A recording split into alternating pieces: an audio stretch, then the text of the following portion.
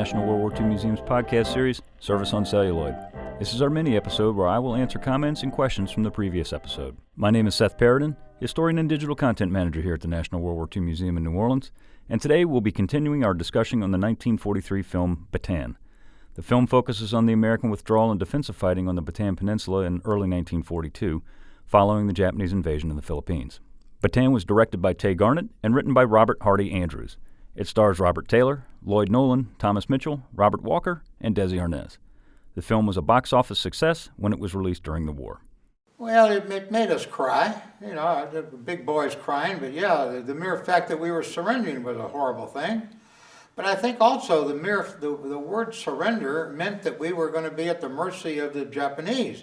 And we had already heard about some of the Americans that the Japanese captured. And some of the rumors about what the Japanese did to them.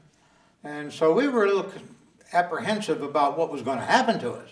So it wasn't just a matter of being sad that we were surrendering. We were scared of what the hell was going to happen by the Japanese. That was the voice of Dr. Lester Tenney, former prisoner of the Japanese and survivor of the brutal Bataan Death March.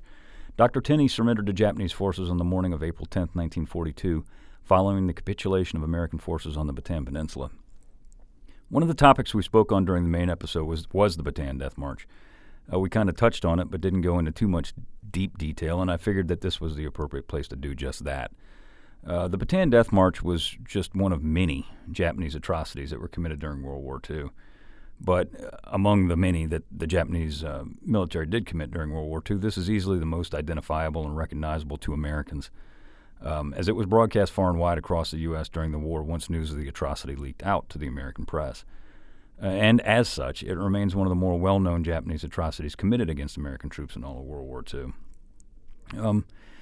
After the fall of the Bataan Peninsula to the Japanese in April of 1942, more than 60,000 American and Filipino soldiers fell into the hands of the enemy after the 3-month battle for Bataan. And let me clarify this real quick. Something that is, at least I believe, is widely assumed is that the Philippines fell rather quickly after the Japanese invaded them. You know, the Philippines are a very large group of islands in the Pacific Ocean. It's not just one, it's many. Actually, it's the largest island chain group in the Pacific Ocean. I forget exactly how many islands are in it, but it's a bunch. And when the Japanese invaded, they invaded in December of 1941, and their invasion was stair-stepped, if you will. They invaded once in December, and then again later in December, and then in January, and on and on and on, until finally they invaded Corregidor in May of 1942, and U.S. forces surrendered there. But the misconception is that when the Japanese invaded in December of 1941, that boom, it was over. It was real quick, and it was done, and our troops were beleaguered and basically left out to dry, which that part is true. But the fight for the Philippines lasted several months. American and Filipino troops fought bravely and put up both a desperate and fruitless defense against overwhelming odds without support from Allied forces. And I mean zero support from Allied forces at all. After the invasion in December of 1941, the Philippines officially fell, or at least what the United States recognizes as being the official fall date was in May 5th or 6th, depending on which side of the international date line you're on, after the surrender of the island of Corregidor, the fortress island of Corregidor. So the Japanese were not known for their decent treatment of prisoners of war, be they American or British or Dutch or especially the Chinese. And when the Japanese captured prisoners, or when people surrender, or when military forces surrendered to them, the Japanese considered these people to be less than human, and they treated them as such. And after the fall of the Philippines, they had an enormous amount of prisoners of war in their hands, and these prisoners of war were Americans and Filipinos, mostly Filipinos. The majority of the POWs were herded around the Bataan Peninsula because as the United States and Filipino forces were falling back through the Philippines, or through Bataan, they ended up on the Bataan Peninsula, and their backs were against the water. They literally had nowhere to go. And that is one of the reasons that American troops and Filipino troops surrendered to them. As I said, the majority of the POWs were herded around the Bataan Peninsula area of Saysan Point and around the town of Mariveles. Their ultimate destination, was Camp O'Donnell, which was an American camp, some 65 miles north of where they were captured. The Bataan Death March began on April 10, 1942. And from the outset, the Japanese treatment of the sick, malnourished, thirsty prisoners set the tone for the remainder of the 6-day death march. Some days, some 7 or 8 days, just depending on where you were in the herd as to how many days you marched. One of the men on that harrowing walk was a guy named Robert Rosendahl. Rosendahl served as an enlisted man in the Army Air Forces with the 3rd Pursuit Squadron. After the destruction of their aircraft at the hands of the Japanese, either in the air or on the ground, the aircraft mechanics, of which Rosendahl was one, pilots and all, reverted to a new role, and that was that of an infantryman, for which he was not trained. Rosendahl fought with the retreating American and Filipino forces all the way back to the Bataan Peninsula, and he surrendered to the Japanese in early April. The exact date is not known. He didn't exactly keep a calendar, and set out on the death march on the morning of April 10th. So let's listen to some of his memories of the treatment at the hands of the Japanese along the march to Camp O'Donnell.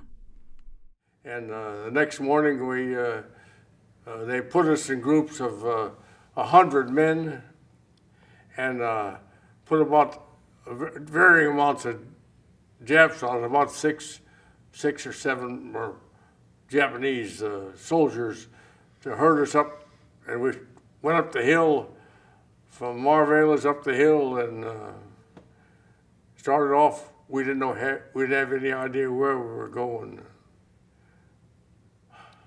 That's about where they first started shooting people. If you couldn't make the walk, if you fell out, they would bayonet you or shoot you. Of course, you had to look back to see that happen because that was usually behind you. And then we went by a bunch of wells, artesian wells that once the guys run over there, and there was Japanese that set up a machine gun there. They anticipated we was going to make a break for the water because we didn't have any water. We'd already gone 2 days without any, and they just started. They set this trap up so they could shoot people. I guess I don't know why they did it, but they killed an awful lot of guys right there at those artesian wells. And farther we went along, every once in a while somebody would be killed out behind us. I was on that trip 5 days. We got no water. I got 2 balls of rice about as big as a snowball on the 4th day. And one morning, I told this Jap that I was running the detail, we need a little gasoline. And he went over and took a hammer off, a ball-peen hammer off the floor of the truck and stuck it down in the gas tank, and it had a little bit of half an inch or so on it, it wasn't much on a truck. And he got mad and turned around and started beating me with a hammer. And he hit me in the head first and knocked a hole in my helmet. I fell down and he beat me around the back, and I still got white spots, calcified spots on my shoulders, and where the minute he hit me, he crushed some blood vessels, and I got a big hematoma, blisters all over my back. The Japanese treatment of American and Filipino prisoners of war during the march was sort of a stage setter for the way the Pacific War would be fought from here on out. The Pacific War was a no quarter asked, no quarter given sort of fight, and this really set the stage for that whole thing. The Japanese had absolutely no respect for human life outside of their own nationality, and certainly no respect for those who had either been captured or had surrendered, as I stated earlier. The Japanese Army during World War II operated on basically a warped sense of the ancient Bushido Code that reflected their ideals on enemy prisoners. Anyone who surrendered or was captured was considered the lowest of the low by the Japanese who captured them or had them fall into their hands. Japanese felt that it was better and more honorable to die in battle than it was to become a prisoner. And this is reflected in not only the way they treated their POWs, but also in the way they treated themselves. They fought the war to the last man. And I mean, this is, chronicled all through the Pacific War. And it was it was extremely uncommon for any kind of Japanese to surrender at all, despite the odds surrounding them at any point in the Pacific War. The November 1943 Battle of Tarawa is a good example of this, as there were dozens and dozens of Japanese who decided to shoot themselves as opposed to surrendering, often pulling the triggers of their rifles with their big toes to end their fight before being captured by the American Marines. Such was the sense of warfare by the Japanese that the treatment of their captured enemy should not really come as any kind of a surprise, no matter how despicable it was. Random beheadings by samurai sword, death by bayonet, death by a single or multiple bullets were not uncommon during the Bataan Death March. Random acts of violence against both the prisoners and the Filipino population occurred all along the route of the march. Filipino civilians would attempt to give the captured Americans and Filipino troops any kind of sustenance, anything, sugar cakes, water, rice, whatever, were subjected. The Filipinos who tried to do this were subjected to beatings if they were lucky, but more often than not were killed outright, along with, on occasion, their entire family or their village. One of the eyewitnesses to this sort of behavior was a man named Glenn Frazier. Frazier served with the Army's 75th Ordnance Company and, like Robert Rosendahl, fought as an infantryman following his unit's retreat and essentially their disbandment. He was captured by the Japanese along with his best friend Gerald on April 11th, the day after the march began.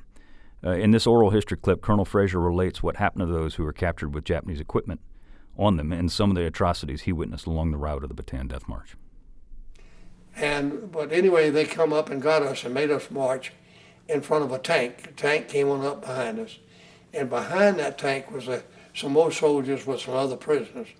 And we marched down, and this was getting late in the afternoon, to the Marvelous runway.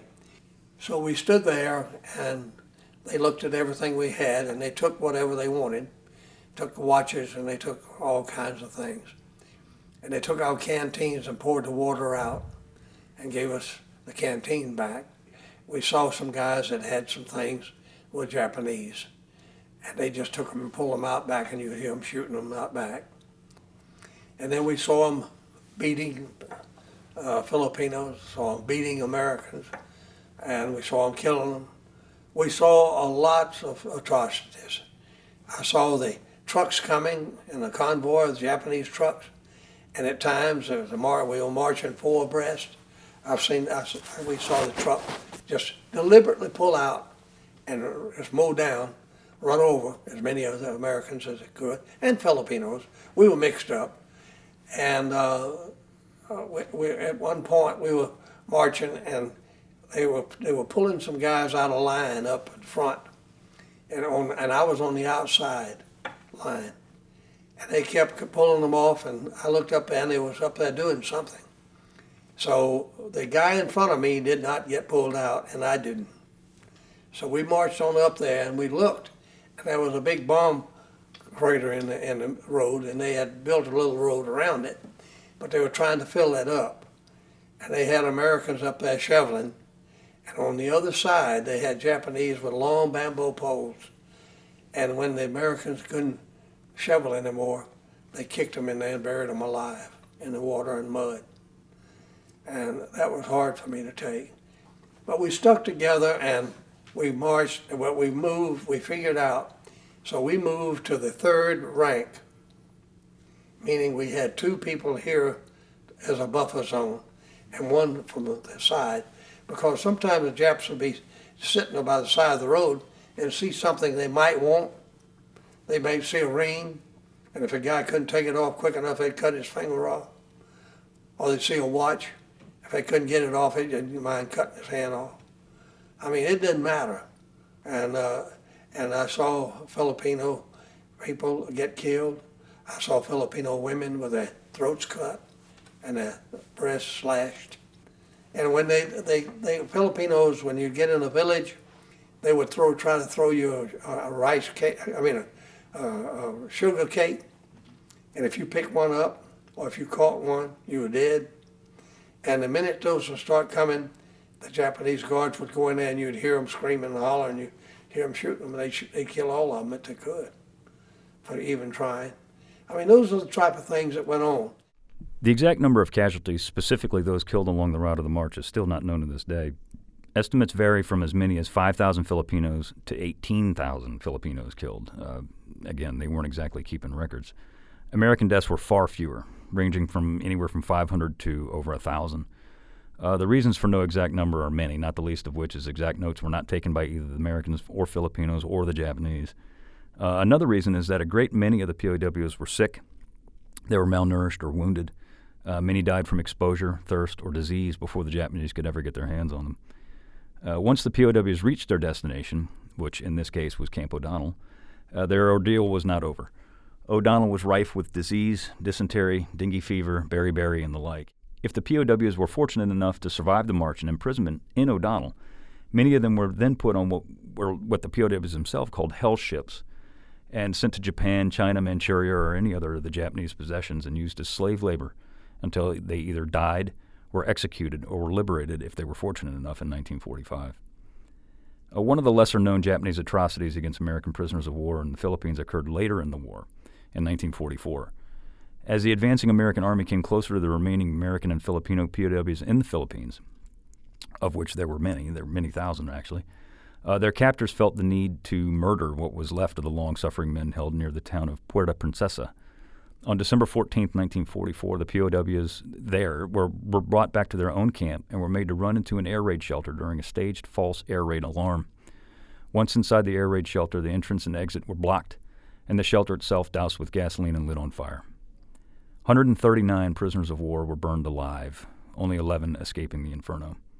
The executioners of what became known as the Palawan Massacre were captured and tried for their crimes, convicted and sentenced to death, only to be pardoned during the 1948 general amnesty against the Japanese war criminals.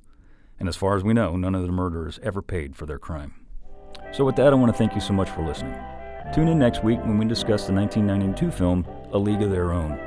If you'd like to listen to the oral histories featured here today, please visit our digital collections at www.2online.org. That's www.2online.org. You can follow us on Facebook, Instagram, and Twitter at Service on Celluloid. Be sure to rate and review us on iTunes if you like what you hear. I'd like to thank everyone who made this podcast possible, our producer, Tessa Jager, and our sound engineer, Jeremy Burson. This has been a production of the National World War II Museum.